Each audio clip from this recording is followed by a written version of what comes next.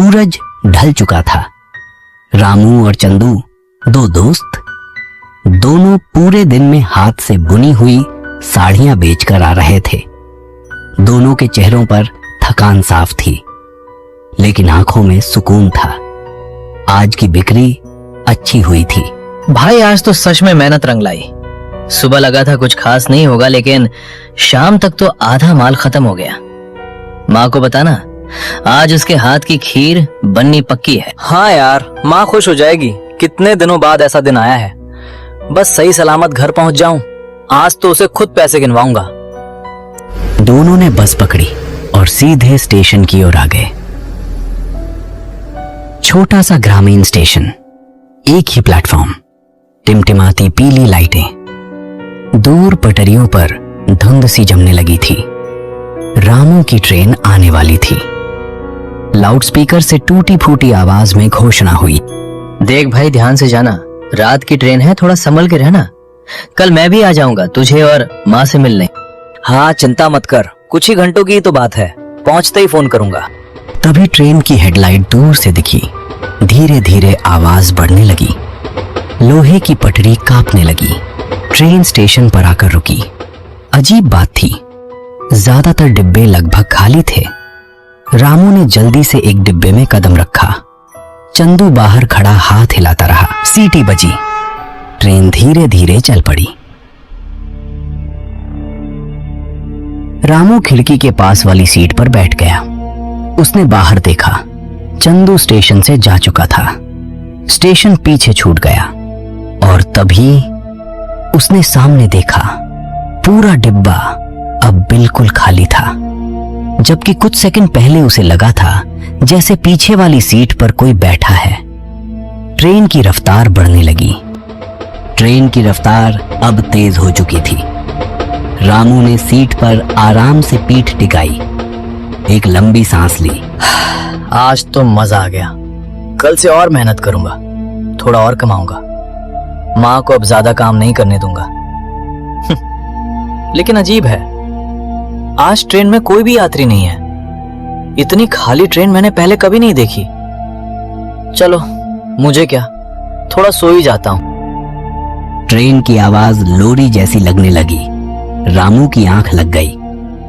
कुछ देर बाद ट्रेन अचानक रुक गई। रामू की नींद खुल गई।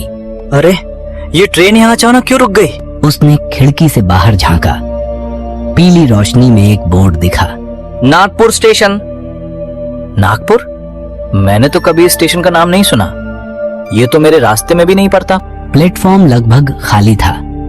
दूर एक आदमी धीरे धीरे टहलता हुआ दिखाई दिया।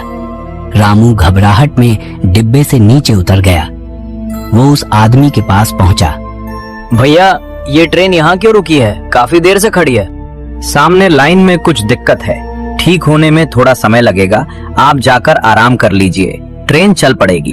ठीक है, अब और क्या कर सकता हूँ, सो ही जाता हूँ। वो वापस डिब्बे में आकर लेट गया। ट्रेन कुछ देर बाद फिर चल पड़ी। रामू की फिर से आंख लग गई। कुछ समय बाद ट्रेन एक बार फिर रुकी। इस बार झटका थोड़ा ज्यादा था। रामू ने घबराकर बाहर देखा। बोर्ड पर लिखा था, फतेहपुर स्टेशन। रामू का दिल तेज धड़कने लगा। फतेहपुर? ये तो मेरे घर का रास्ता ही नहीं है। अरे नहीं, कहीं मैंने गलत ट्रेन तो नहीं पकड़ ली? हे भगवान, अब क्या होगा? उसने इधर उधर देखा। पूरा प्लेटफॉर्म सुनसान था। हवा ठंडी हो चुकी थी।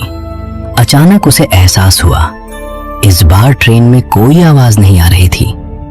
न इंजन की गड़गड़ाहट, न यात्रियों की हलचल, बस सन्नाटा। रामू ने घबराकर अपना बैग उठाया और जल्दी से ट्रेन से नीचे उतर गया। जैसे ही उसके पैर प्लेटफॉर्म पर पड़े, पीछे से सीटी बजी। रामू ने पलटकर देखा। ट्रेन धीरे धीरे चल पड़ी और एकदम अंधेरे में गायब हो गई। रामू अब अकेला था, फतेहपुर स्टेशन पर, जिसका नाम उसने कभी नहीं सुना था। अरे, ये मेरे साथ क्या हो रहा है? अब मैं क्या करूं? यहाँ तो कोई नजर भी नहीं आ रहा। तभी उसकी नजर दूर एक छोटी सी चाय की दुकान पर पड़ी। वो उसके पास से एक बुजुर्ग आदमी धीरे धीरे गुजर रहा था। रामू तुरंत उनके पास भागा। चाचा सुनिए, मेरी मदद कीजिए। मैं गलती से गलत ट्रेन में बैठकर यहाँ आ गया। मुझे मुसाफाबाद जाना था। अब मैं क्या करूं? बेटा, वो ट्रेन तो कब की जा चुकी है। अगली ट्रेन सुबह 6 बजे आएगी। तब तक देख लो क्या करना है। ठीक है चाचा, तो मैं यहीं रुक जाता हूँ सुबह तक। नहीं बेटा, ये गलती मत करना। यहाँ 12 बजे के बाद कुछ अजीब होता है। जो यहाँ रात गुजारता है वो सुबह का सूरज नहीं देख पाता। तो मैं क्या करूं चाचा? यहाँ तो दूर दूर तक जंगल ही नजर आ रहा है। मैं किसी को जानता भी नहीं। मैं यहीं रुक जाऊंगा। वैसे भी मैं भूत प्रेत में नहीं मानता। अच्छा, तुम्हारी मर्जी। लेकिन एक बात याद रखना, अगर कोई अनजान शख्स आए तो उससे बात मत करना, क्योंकि यहाँ 12 बजे के बाद इंसान नहीं घूमते। ठीक है चाचा, आप चिंता मत कीजिए। बुजुर्ग बिना कुछ और कहे अंधेरे में आगे बढ़ गए। रामू वापस प्लेटफॉर्म की बेंच के पास आया। स्टेशन की घड़ी की टिक टिक साफ सुनाई दे रही थी। प्लेटफॉर्म पर सन्नाटा था। रामू बेंच पर लेटा हुआ था। आसमान काला हो चुका था। रात के 12 बज रहे थे। अचानक हवा और ठंडी हो गई। तभी किसी के बैठने की हल्की सी आवाज आई। बेंच के दूसरे कोने पर कोई आकर बैठ गया था। रामू ने आंखें आधी खोलकर देखा। एक आदमी। उसने धीमी आवाज में पूछा, भाई साहब, टाइम क्या हो रहा है? अभी तो 12 बज रहे हैं। आप थोड़ा कहीं और बैठ जाएंगे? मैं यहाँ सो रहा हूँ। नींद में हो या हमेशा इतने बेफिक्र रहते हो? क्या मतलब? तुम्हें पता है 12 बजे के बाद यहाँ कौन आता है? रामू कुछ बोल पाता उससे पहले उस आदमी ने अचानक उसका गला जोर से दबाना शुरू कर दिया।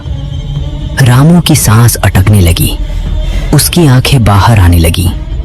हवा जम सी गई और तभी रामू झटके से उठ बैठा। उसकी सांस तेज चल रही थी। पसीना उसके माथे पर था। ये क्या था? ये कैसा सपना था? वो आदमी कौन था? कहीं चाचा की बात सच तो नहीं? नहीं, ये शायद सिर्फ सपना था। मेरा वहम होगा। वो खुद को समझाने लगा, लेकिन तभी उसे एहसास हुआ, अचानक इतनी ठंड कैसे बढ़ गई यहाँ? हवा अब सच में बर्फ जैसी ठंडी थी। रामू घबराकर खड़ा हुआ। चलो स्टेशन मास्टर के कैबिन में जाकर देखता हूँ। उनसे कहता हूँ थोड़ी देर रुकने दे। वो धीरे धीरे कैबिन की तरफ बढ़ा। दरवाजा आधा खुला था। रामू ने अंदर झांका। पूरा कैबिन खाली था। अचानक ऊपर घूमता हुआ पंखा जोर की आवाज के साथ नीचे गिर पड़ा। रामू जोर से चौंक गया। उसका दिल तेज धड़कने लगा। ये स्टेशन पे क्या हो रहा है? वो बिना पीछे देखे कैबिन से बाहर भागा। सांस फूली हुई थी। वो वापस उसी प्लेटफॉर्म पर आकर बेंच के पास बैठ गया। चारों तरफ अंधेरा। घड़ी की टिक टिक फिर से सुनाई दे रही थी और ऐसा लग रहा था जैसे कोई उसे अंधेरे से देख रहा हो। रामू बेंच पर बैठा था। दिल अब भी तेज धड़क रहा था।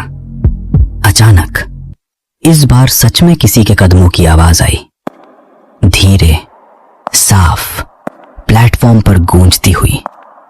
कोई उसके पास आकर रुका। भाई साहब, टाइम क्या हो रहा है? रामू का दिल जैसे रुक गया। वो कांप गया। धीरे से उसने चेहरा दूसरी तरफ घुमा लिया। कुछ जवाब नहीं दिया। आदमी फिर बोला, अरे भाई साहब, डरिए मत। मैं भी आपकी तरह गलती से इस स्टेशन पर आ गया था, फिर हमेशा के लिए यहीं का हो गया। रामू ने धीरे से उसकी तरफ देखा। आदमी की आंखें लाल थीं, चेहरा अजीब, मुस्कान टेढ़ी। रामू की आंखें फटी की फटी रह गईं। उसका गला सूख गया। रामू वहां से पूरी तेजी से दौड़। नहीं, ये सच नहीं हो सकता। हे भगवान, मैं यहाँ क्यों आ गया? कोई बचाओ मुझे। पूरा स्टेशन जैसे उसके चारों तरफ घूम रहा था।